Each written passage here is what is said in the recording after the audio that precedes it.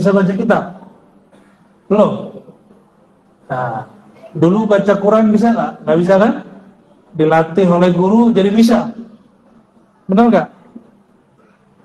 Jadi jangankan membaca nama Allah dalam diri, membaca yang tertulis di buku pun mesti berlatih. Abata. Maka untuk mampu membaca nama Allah di dalam diri mesti juga dilatih. Yang melatih baca Quran namanya guru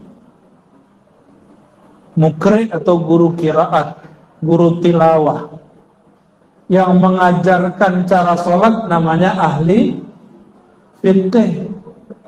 Yang mengajarkan cara mengesahkan Allah disebut ahli tauhid. Yang mengajarkan cara untuk bertasawuf disebut dengan mursyid atau syekh atau sufi.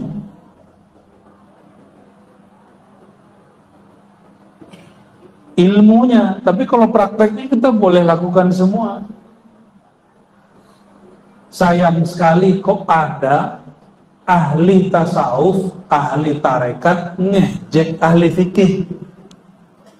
Begitu juga ahli fikih bilang gak usah belajar tasawuf, sudah cukup dengan ilmu saya. Itu juga kita kasihan, karena di fikih tidak diajarkan sabar. Benar nggak? Ada nggak? Ada nggak satu bab di fikih itu sabar? Nggak ada. Kecuali fikih sudah digabung dengan tasawuf. Jadi wajar kalau guru-guru fikih, guru-guru tilawah ini suka marah-marah ya. Bener ya? Marah aja ya. Wajar, karena dia bukan guru tasawuf. Di tempat saya dulu ada ahli zikir hebatnya bukan main, makomnya sudah tinggi, tapi oleh guru tua kami tidak diangkat jadi mursyid pengganti. Kata beliau, ini muridku bidangnya lain, karena dia pemarah, saya kasih tugas yang lain. Coba kalau guru pemarah, seperti ibu-ibu suka marah sama anak. Ibu kalau marah sama anak ngomongnya gimana? Matilah kau. Ya, benar nggak? Oh, kalau marah lagi, nggak jadi deh.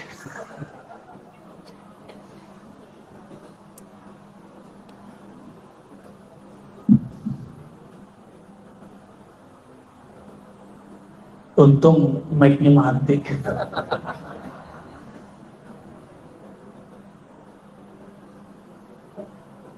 Yang lucu nih, ibu-ibu marah, dia ngomong apa?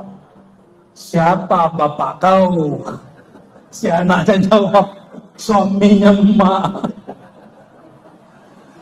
Allahumma sholli ala sayyidina. Yang jeleknya nggak keluar Pak, yang begitu aja keluarnya. Karena bertasawuf itu mudah, ya.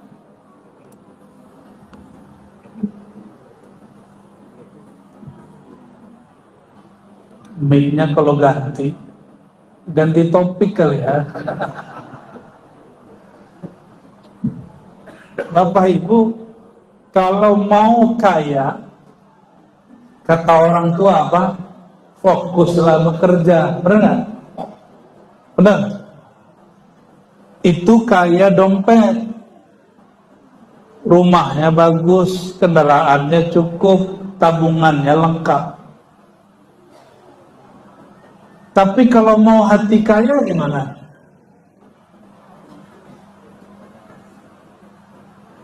Mungkinkah orang kaya, dia hari ini bekerja, sebulan lagi nggak bekerja, mungkin nggak? Berarti ada namanya bab istiqomah dalam urusan kaya bekerja, itu dilakukan oleh orang di dunia. Cuma sayang, banyak orang belajar zikir masih protes. Ustadz, Buya, Kiai, Tuan Guru, saya ini sudah belajar banyak zikir, tapi hati pun masih belum tenang. Itu tanda kalau di hatinya belum kaya. Ya, orang kaya dia tenang Pak di rumahnya. Kalau jalan-jalan kemanapun dia tenang. Kenapa? Dompetnya tebal. Orang yang hatinya kaya, apapun kejadian di alam semesta, dia juga tenang. Kenapa? Dompet hatinya tebal. Rekening rohaninya banyak isinya. Maka dia tidak takut. Kenapa orang Indonesia kalau pergi ke Saudi itu seperti ketakutan? Benar nggak? Ada yang kemarin haji umroh sampai di Saudi takut pisah dari orang. Ada yang nggak takut tapi takabur. Saya ini udah 2 kali umroh hilang. Di sana itu sebenarnya biasa aja. Cuma jangan takabur, jangan panik. Hati yang kaya lebih kurang sama lah dengan orang yang kaya dompetnya. Mesti dia rajin, mesti dia istiqomah. Ada orang rajin, ada istiqomah, ada satu lagi, harus tepat yang dia kerjakan. Ada orang kerja tiap hari, tapi hutang juga tidak selesai. Berarti pekerjaan dia tidak tepat, kurang pas. Banyak orang rajin berzikir, banyak baca rotib, banyak begini, tapi hatinya masih gelisah. Mungkin zikirnya belum tepat masuk ke dalam hati. Maka jika ingin kaya hati, disiplinnya juga mesti sama kalau kita ingin kaya dunia. Kalau nggak mau lebih sama lah, ya. Mau kaya hati, Bapak Ibu, mau kaya hati. Kalau mau kaya hati, minimal amalkan zikir pagi sore. Di luar sana saya sudah bagikan, mungkin sudah pernah lihat kajiannya, tapi masih online. Sekarang saya bagikan secara langsung. Ada zikir. Suatu kali dalam hadis Imam Tabrani ada orang bertanya, ada sahabat bertanya mengenai kok hidup dia susah. Lalu dijawab, supaya ingin kaya, amalkanlah zikir yang diamalkan oleh malaikat, karena malaikat dapat rezeki melalui zikir itu. Apa zikirnya? Zikir yang biasa Bapak Ibu baca di Rotibul Haddad dan Yasinan. Tapi karena orang tidak tahu rahasianya, dia amalkan cuma sesekali. Zikirnya lanjutan bacaan ruku dan sujud.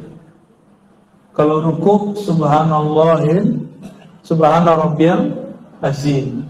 Ini bacaannya lebih lengkap.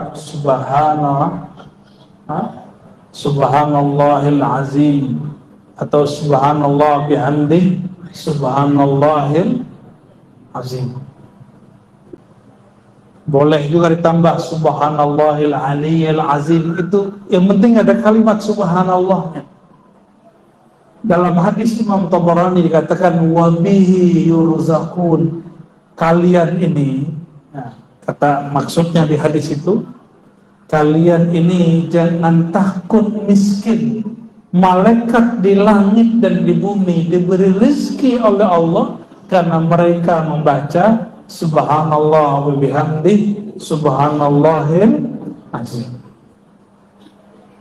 Tapi malaikat ini istiqomah. Malaikat ini sampai hari ini ada di langit tertentu bacaannya cuma subhanallah wa bihamdi subhanallahil azim. Maka siapa saja yang baca zikir ini, keberkahan malaikat itu turun kepadanya. Jika dia punya usaha, Allah berkahi usahanya. Jika punya pekerjaan, Allah berkahi pekerjaannya. Berapa mengamalkannya? Jika malaikat tidak putus-putus, minimal Bapak, Ibu, Tuan ini amalkan pagi 100, sore 100. Berapa bacanya? 100 pagi, subhanallah bihamdihi, subhanallahil azim. Apa maknanya? Subhanallah wa bihamdihi, maha hebat engkau ya Allah, maha terpuji engkau ya Allah. Subhanallahil azim, maha agung, maha besar engkau ya Allah.